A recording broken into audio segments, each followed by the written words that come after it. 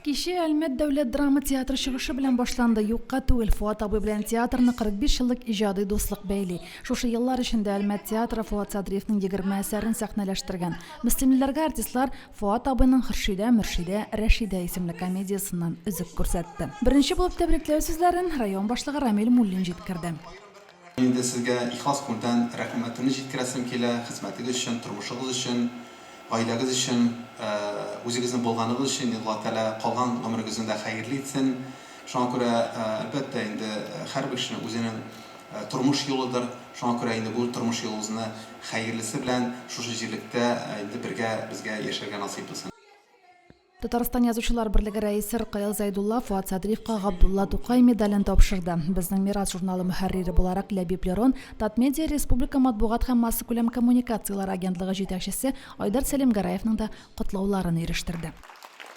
Фуат Садриев минем өчен ул татарның бик зур язучысы. Андый прозаик хәзер безнең татар әдәбиятында юк та. Ул менә Мөхәммәд Мәхдиев, Аяз Гиләҗев, Гариф Ахуновлардан соң шундый ул зур әсәрләре булган, пахал әсәрләре булган. Безнең иң төп язучыбыз дип саныйм мин. Һәм аның әлбәттә безнең әдәбиятта урыны түрдән һәм аны инде 80 яшьлек юбилей белән котларга катнасаң, Алла үзе кичермәс. Аның геройлары халыкчан, халыктан алынган геройлар, һәм инде анда бернинди бармактан сугылган түгел. Прототиплары бар. Һәм инде аларны ул шундый матур итеп әдәби кысаларга сала белгән. Аның поэтик ягы да дип әйтик инде, ул прозада поэтик инде ул бик катлаулы әйбер. Һәм менә шуны Фуат абый бик дөрес матур итеп куллана белә торган сирәк язучылардан берсе. Сөенеп кайттык Мөслимгә.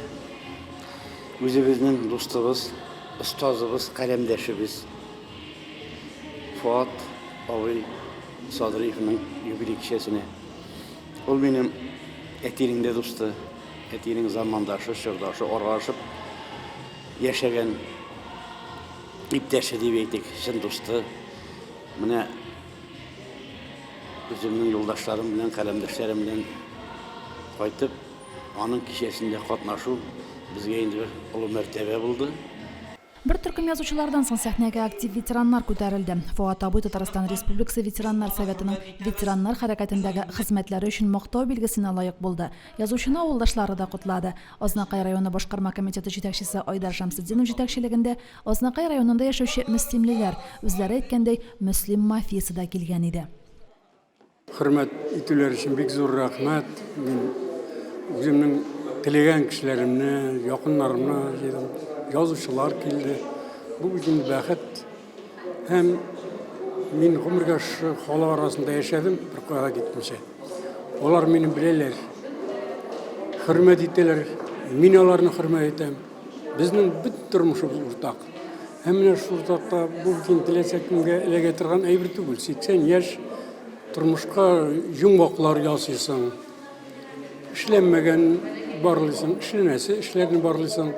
Шуңа күрә халык алдында мин моны имтихан кылып әйтәсем килә. Фуат дигән исем гарәпчәдән йөрәк, күңел дигән сүз. Менә шушы йөрәк Фуат гомеребез буе безне үзенең йөрәгеннән чыккан матур сүзләре белән ияртеп барды. Һәр әсәрен, аның һәр язмасын күңелебез хушланып укыйбыз. Кичәне Фуат абыйның якыннары йомгаклады. Тормыш иптәше Сәйдинур апа балалар белән бергә туганнар, күршеләр дә изге теләкләрен җиткерде. Гомумән бу көнне үзен мөслимле дип санаган һәркем Фуат Садриевка сәламәтлек теләп, аңа рәхмәтле булып һәм мөслимнән булуы белән горурланып утыргандыр. Римма Авзалова, Динар Минхаҗев, Айрат Фазылов, Мөслим телевидениесе.